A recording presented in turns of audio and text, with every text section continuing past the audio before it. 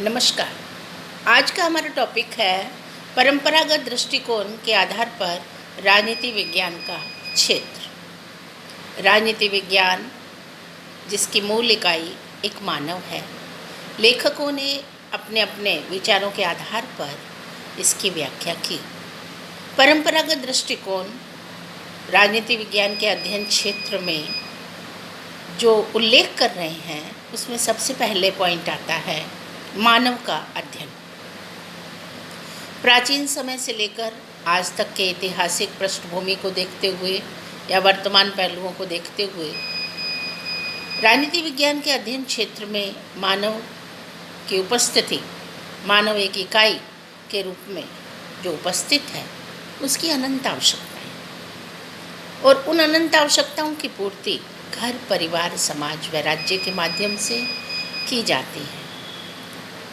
यहाँ मानव के स्वभाव का अध्ययन करना बहुत जरूरी बन जाता है कि मानव के मनोवेग, मन की स्थिति, मनोभावना क्या कहती है। मानव में प्रेम, सहयोग, दयालुता, परोपकार, सहिष्णुता या सामंजस्य की भावना तो होती ही है, लेकिन इसके साथ साथ उसमें क्रोध, लोभ, अहंकार, स्वार्थ, प्रतिस्पर्धा भी रहती है। इन दोनों में सामंजस्य स्थापित करने के लिए, यानी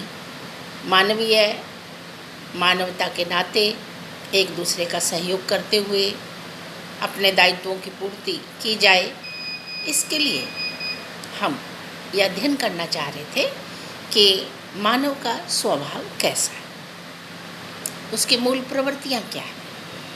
तो दोनों ही गुणों का समावेश उसमें देखने को मिला। जहाँ मानव में आसुरी गुण ज़्यादा होते हैं, वहाँ समाज में अव्यवस्था फैलने की संभावनाएं ज़्यादा रहती हैं, और जहाँ मानव में प्रेम, सहयोग, दयालुता की भावनाएं ज़्यादा हैं, वहाँ सुख, समृद्धि और शांतिमय वातावरण देखने को मिलता है। तो सबसे पहले अध्ययन होता है मानव का। फिर बात आती है परंपरागत क्षेत्र में राज्य का अध्ययन। राज्य के अतीत का अध्ययन, वर्तमान का और भविष्य का, क्योंकि राजनीति विज्ञान का संबंध क्या था, क्या है, क्या होना चाहिए, इन तीनों पहलुओं से। और इन तीनों ही पहलुओं को पूर्ण करने के लिए हमें राज्य के अतीत का अध्ययन करना पड़ता है। यानी पहले राज्य की भूमिकाएं क्या रही, राजा और राज्य एक ही दृष्टिकोण से देखे जाते थे। आई एम द स्टेट, मैं ही राज्य, मैं ही सरकार हूँ, ये निरंकुश तंत्र की परिभाषाएं रही हैं। अधिनायक तंत्र की, स्वतः निर्वाचित, अपने बल के आधार पर निर्वाचित, शक्ति के आधार पर अपने आप को शासक बना लेने की प्रवृत्तियाँ रही हैं। लेकिन राजतंत्रात्मक शासन व्यवस्थाएं भी लोकप्रिय शासन के रूप में कार्य करने वाली मानी गई हैं। तो अतीत का अध्ययन यानी राज्य का स्वरूप क्या था, उसमें शासन व्यवस्था का संचालन किस प्रकार से होता था, ये सारी स्टडी या अध्ययन करना जरूरी माना गया। क्योंकि अतीत का मतलब इतिहास, राजनीति विज्ञान और इतिहास जो है उन दोनों का संबंध एक जैसा है कि इतिहास के बिना राजनीति विज्ञान की कोई जड़ नहीं और राजनीति विज्ञान के बिना इतिहास का कोई फल नहीं। जो जड़, फल और पेड़ का संबंध होता है, वही राजनीति विज्ञान और इतिहास का संबंध बताया गया। तो यहाँ हमने अध्ययन किया राज्य के अतीत का अध्ययन। वर्तमान यानी वर्तमान में राज्य का रूप क्या है, उसमें सरकार किस तरह से काम कर रही है और उसकी नीतियाँ किस प्रकार से निर्धारित होनी चाहिए, क्या योजनाएं हैं, क्या कार्यक्रम हैं, क्या आवश्यकताएं हैं, उनकी पूर्ति किस प्रकार से की जाएगी, यानी वर्तमान का अध्ययन। जैसे अपन कहें कि आज का राज्य लोक कल्याणकारी राज्य है, जन्म से लेकर मृत्यु तक व्यक्ति का साथ देता है, तो निश्चित रूप से जन इच्छाओं की पूर्ति करना राज्य का प्रथम दायित्व। तो वर्तमान का अध्ययन का मतलब होगा तत्कालीन परिस्थितियों के अकॉर्डिंग राज्य की भूमिका होनी चाहिए। फिर है भविष्य का दिन। तो हम जो पढ़ते हैं, जनता का, जनता द्वारा, जनता के लिए शासन, जनता के लिए, यानी उनके भविष्य का निर्धारण भी राज्य के माध्यम से ही होगा। तो अपन जो बात करते हैं, यदि लोक कल्याणकारी राज्य से इसको जोड़कर देखें तो जन्म के समय बच्चों में पल्स पोलियो अभियान या बीमारियों से रोकथाम हेतु प्रयास, वृद्धावस्था में पेंशन की व्यवस्था है, यानी ये हो गया जनता का, जनता द्वारा, जनता के लिए शासन, यानी व्यक्ति के जन्म से लेकर मृत्यु तक राज्य व्यक्ति का साथ देता, हर चीज़ की व्यवस्था है। जो भी समय और परिस्थिति के अनुरूप व्यक्ति को चाहिए वो सारी आवश्यकताओं की पूर्ति कब कोई परिवार से, कहीं समाज से, तो कहीं राज्य से, क्षेत्र के अनुरूप की जाती है। सरकार का दिन, सरकार अगर अपन निश्चित भूभाग, जनसंख्या, सरकार, सार्वभौमिकता, ये 4 पहलुओं को देखें, सरकार एक इकाई है, अंग है। लेकिन अगर अपन अतीत को देखें, राजा और प्रजा, राजा स्वयं स्वामी के रूप में काम करता है, प्रजा पुत्र के रूप में, सेवक के रूप में उसके आदेशों की अनुपालना करती है। और निरंकुश तंत्र में वही राज्य, वही सरकार है, ऐसा हमने पहलू देखे। इसके बाद यदि हम लोकतांत्रिक व्यवस्था में आते हैं तो व्यवस्थापिका, कार्यपालिका, न्यायपालिका, ये सरकार के 3 अंग माने जाते हैं। तो सरकार का अध्ययन का मतलब ये हुआ, राज्य तो एक अमूर्त संस्था है, उसका मूर्त रूप और राज्य के उद्देश्यों की परिणति सरकार के माध्यम से की जाती है। फिर है राजन्य का अध्ययन। राजन्य से तात्पर्य है कूटनीतिज्ञता। जैसे कौटिल्य कूटनीतिज्ञ के रूप में पहचाने जाते हैं इंडियन पॉलिटिकल सिस्टम में, और राजनीति में कूटनीतिज्ञता अनिवार्य है, यानी जिस भी रूप में कार्य संपन्न किए जा सकते हैं, कर लेने चाहिए, ये कूटनीतिज्ञता में सिखाया जाता है। साम, दाम, दंड, भेद 4 नीतियाँ हैं।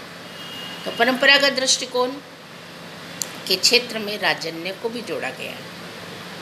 और प्राचीन समय में यदि देखा जाए, राजाओं महाराजाओं के शासन व्यवस्थाओं को देखा जाए, साम्राज्यवादी नीतियों को देखा जाए, युद्धवादी नीतियों को समझा जाए, तो उसमें कूटनीतिज्ञता बहुत अनिवार्य है। और आज के दृष्टिकोण से भी यदि अपन देखते हैं तो अंतर्राष्ट्रीय संबंधों के संचालन में राजनीति में कूटनीति का महत्वपूर्ण स्थान माना जाता है। राजनैतिक दर्शन, दर्शन का मतलब है सिद्धांत और कार्यक्रम, विचारधारा। जैसे हम कहते हैं महापुरुषों की विचारधारा मानवीय जीवन को प्रभावित करती है, राजनीतिक व्यवस्था को प्रभावित करती है, नीतियों के निर्धारण को प्रभावित करती है, कानून व्यवस्था को भी प्रभावित करती है। तो महापुरुषों की जीवनियाँ और उनके आदर्श राजनीतिक दर्शन के रूप में हम पढ़ते हैं। इसके अलावा विचारकों के विचार भी दर्शन के और सिद्धांतों के रूप में पढ़े जाते हैं। जैसे गांधीवादी दर्शन, सत्य, अहिंसा, अपरिग्रह, ब्रह्मचर्य, ये जो परमार्थ और पुरुषार्थ के कार्य हैं, इन आदर्शों को आज इतनी लंबी अवधि के बावजूद भी हर स्तर पर अपनाकर हम अपने जीवन को सुखद और शांति में बना सकते हैं। अंतर्राष्ट्रीय संबंध, एक व्यक्ति को जब परिवार चाहिए, परिवार के साथ साथ समाज चाहिए, समाज को राज्य, राज्य को अंतर्राज्य और राष्ट्र को अंतर्राष्ट्रीय संबंधों का संचालन करना पड़ता है। तो ये अनंत आवश्यकताओं की पूर्ति के लिए महती आवश्यकता के पहलू में माना जाता है। विजिगीषु राजा, यदि हम विजय की इच्छा रखने वाले राजा की नीति पढ़ें तो भी उसे परराष्ट्र संबंधों को साथ लेकर चलना पड़ता है। आज के संदर्भ में देखें तो भी अंतर्राष्ट्रीय संबंधों को बहुत अधिक महत्वपूर्ण मानकर हम विदेश नीति या विदेशिक संबंधों को संचालित करने में स्टडी करते हैं। अंतर्राष्ट्रीय विधि, अंतर्राष्ट्रीय विधि का मतलब है कुछ राष्ट्रों का समूह जब मिलकर काम करना चाहता है किसी निश्चित लक्ष्य को पाने के लिए, तो एक चार्टर तैयार किया जाता है, संविधान तैयार किया जाता है। जैसे यूनाइटेड नेशन ऑर्गेनाइजेशन 24 अक्टूबर 1945 को यूएनओ यानी अंतर्राष्ट्रीय संगठन की स्थापना की गई। तो जो सदस्य राष्ट्र इससे जुड़ना चाहते हैं, इसमें शामिल होना चाहते हैं, वो इस बात की प्रतिज्ञा लेते हैं कि हमें इस चार्टर की, इस संविधान की, इस अंतर्राष्ट्रीय संगठन की जो विधियां हैं, जो कानून है, हम उसको मान्यता देंगे, हम उसे मानेंगे।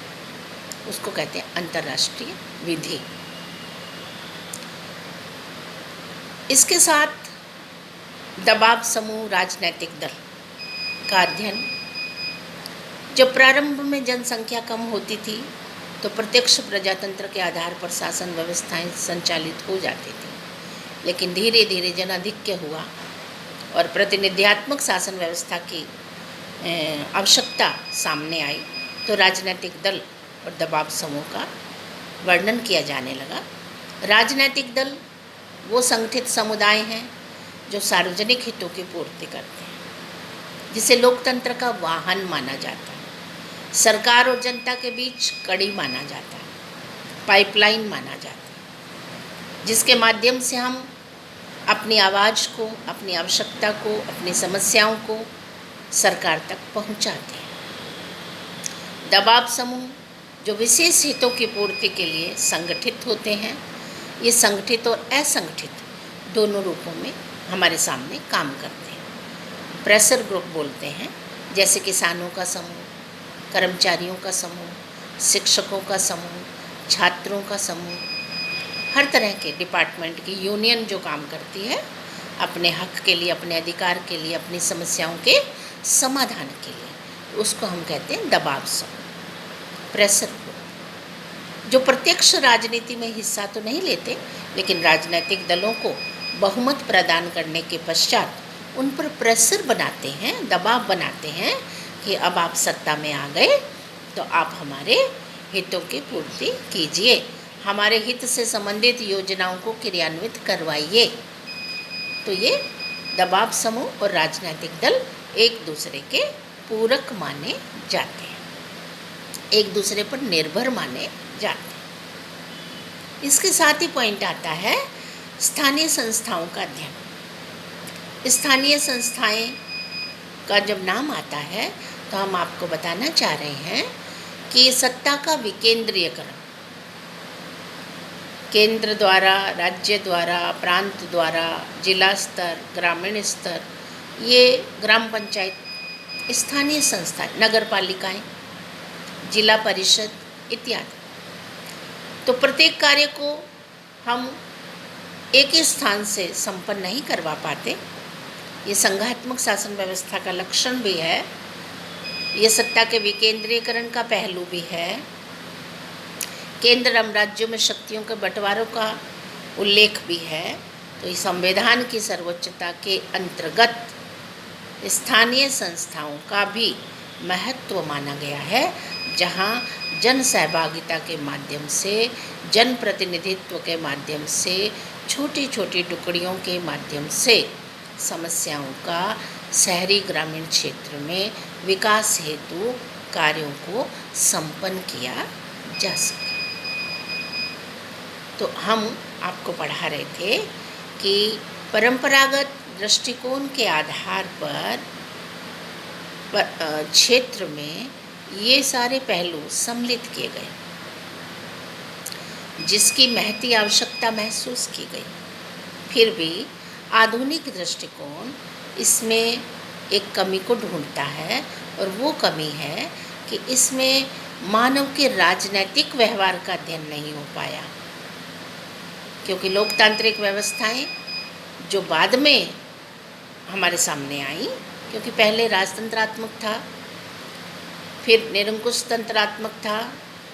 तो धीरे धीरे जब ये परिवर्तन आए, जब लोकतांत्रिक व्यवस्थाएं फलीभूत हुई, तो मानव के राजनैतिक व्यवहार पर बल दिया जाने लगा, जिसका अध्ययन हम आधुनिक दृष्टिकोण में करेंगे। नमस्कार।